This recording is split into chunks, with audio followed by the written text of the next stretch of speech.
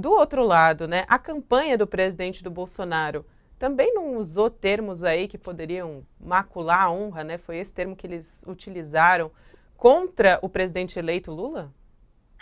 Usou ladrão, pinguço, vagabundo, sabe, pedófilo, usou todos esses termos. Isso aí é guerra, isso não vai dar em nada, né? Inclusive, o Nunes Marques, como o Nunes Marques é escudeiro de Bolsonaro, o pessoal pensa, pô, mas é que esse é o trâmite. A Polícia Federal, para investigar, manda o caso para o Supremo tem que mandar para a PGR se manifestar. Aí depois o Supremo se manifesta em cima da manifestação da PGR. É uma praxe. Isso aconteceu com o Bolsonaro também, isso é uma praxe. O Nunes Marques é sorteado pelo caso, enfim. Ou seja, com relação a isso, nenhuma teoria da conspiração, nada disso, é praxe. O fato é que os dois lados falaram tudo isso durante as eleições, os dois lados exageraram. Eu acho que isso aí não vai dar em nada. O que pode dar, contudo, são outras coisas, né? A gente tem o quê? E aí o Bolsonaro, não é o xingamento, não é chamar o Bolsonaro de genocida ou de bandido, o que quer que seja, que o contrário que vai dar em alguma coisa, né? É o fato de que, por exemplo, o Bolsonaro praticamente gastou bilhões de reais na compra de votos, mesmo tendo uma PEC que autorizava ele, que era a PEC da explosão dos gastos, né? A PEC lá do fim do mundo, mesmo que autorizando, ele ultrapassou todos os limites, foi muito além, comprou voto na cara dura, com voucher, com vale disso, vale daquilo, dinheiro de lá, dinheiro daqui, e esvaziando os cofres públicos. E agora a gente está vivendo uma situação de tragédia, penúria e catástrofe na saúde, na educação, no meio ambiente por conta disso. Então, isso ele vai ter que responder. Isso é uma coisa eleitoral que ele vai ter que responder depois das eleições. E também há outras coisas que ele vai ter que responder com relação ao ambiente eleitoral. O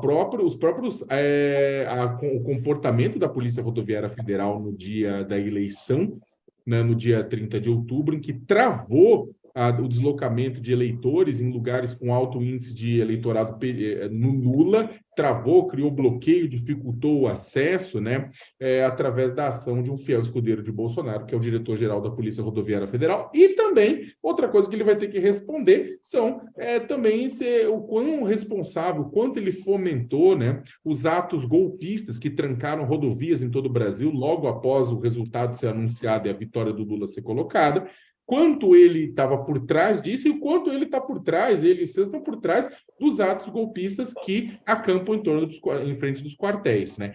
Esses elementos, sim, vão dar muita dor de cabeça para o presidente Jair Bolsonaro e talvez ele tenha que responder isso quando perder o foro privilegiado. Lembrando que nos últimos anos já tivemos dois presidentes, ex-presidentes da República presos, Lula, Michel Temer. Bolsonaro pode ser o terceiro. Gabriela, na verdade, a proposta aprovada na CCJ do Senado ela é melhor do que aquela originalmente proposta, tanto em relação aos valores, uma redução em torno de 30 bilhões de reais da ideia inicial, e também na questão do prazo. Mas, mesmo assim, ainda me parece excessiva.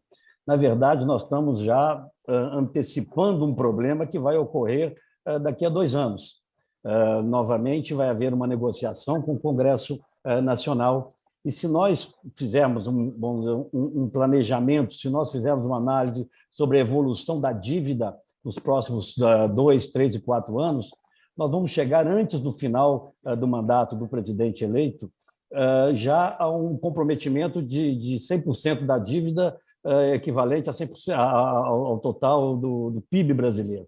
Isso significa, na verdade, quase que uma insolvência do Brasil lá adiante, com reflexo no aumento de juros, com reflexo nos créditos que as empresas brasileiras vão buscar, com impacto no crescimento da inflação interna. O PSDB, desde o início, vem defendendo a proposta apresentada pelo senador Tasso, elaborada por um grupo de economistas, que ampliava em 80 bilhões o teto. Isso criava uma certa previsibilidade para o futuro. E nós sabemos que, para a boa gestão da economia de qualquer país, em qualquer parte do mundo, a previsibilidade é essencial. Eu temo que ela seja aprovada como está, e acho que na Câmara caminha-se para isso, porque os entendimentos vêm nessa direção, envolvendo aí outras negociações, como a do orçamento, dos recursos para pagamento das emendas, mas me preocupa nós estarmos, na verdade, ligando uma bomba relógio e lá na frente ela vai explodir, sobretudo sobre a camada mais pobre da população. Deputado, a sua previsão... Opa, por favor. perdão. Thales, por favor. A sua previsão é que na Câmara ela será aprovada mais ou menos como sai para o Senado. Nós vamos tentar melhorá-la ainda mais, né? Há sempre a questão da necessidade do retorno ao Senado se a modificação ocorrer, mas as casas revisoras existem para isso. Nós queremos fazer com que esse valor chegue mais próximo daquele valor inicial proposto pelo PSDB no Senado e talvez com uma mecânica diferente da atual, porque, inexoravelmente, Thales, vai ter que haver uma negociação daqui a 2 anos. Eu não acredito, sinceramente, em sucesso de governo que já começa propondo uma gastança maior, porque lá na frente ele não freará isso. Ao contrário, mas é que o senhor havia dito será refém disso. O senhor havia dito que a coisa caminhava para aprovação na Câmara como sai do Senado. Não, eu concordo com você. Há uma movimentação hoje majoritária, até porque o latifúndio que se constrói em torno do governo, né, pode levar a essa aprovação, mas não nos inibe. E eu que tenho defendido que o PSDB deva se manifestar, de forma clara como oposição ao atual governo, até porque nós temos uma divergência histórica, do ponto de vista econômico, principalmente, em relação ao PT, que se acentua agora nessas primeiras movimentações do governo, mas, não obstante, eles tenham aqui a possibilidade de conquistar a maioria, nós vamos fazer o nosso papel, que é alertar para as consequências extremamente perigosas de nós daqui a 2 anos. Estamos tendo que negociar novamente algo parecido com isso e o Brasil com a sua política fiscal totalmente descontrolada. Deputado, o senhor até mencionou na sua primeira resposta a questão da aprovação da PEC da transição junto com a discussão a respeito da liberação de emendas, né? O Congresso está debatendo isso, existe um montante de emendas de relator que estão travadas pelo próprio governo Bolsonaro, e há essa discussão toda, essa negociação para que junto da PEC da transição haja esse desbloqueio, bem como mais recursos para fechar o ano na educação, na saúde, que o governo Bolsonaro está com problemas com relação a isso. O senhor acha, então, que essas duas coisas vão caminhar juntas? O fato de ter esse dinheiro de emendas a ser liberado para os senadores e para os deputados vai ajudar na aprovação da PEC, como a gente vê, um texto próximo do texto atual?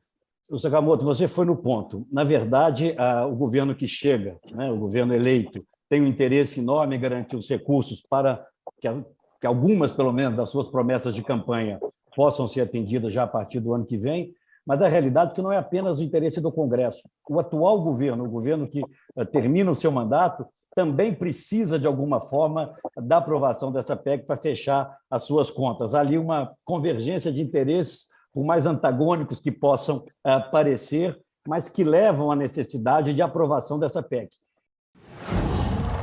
Qual?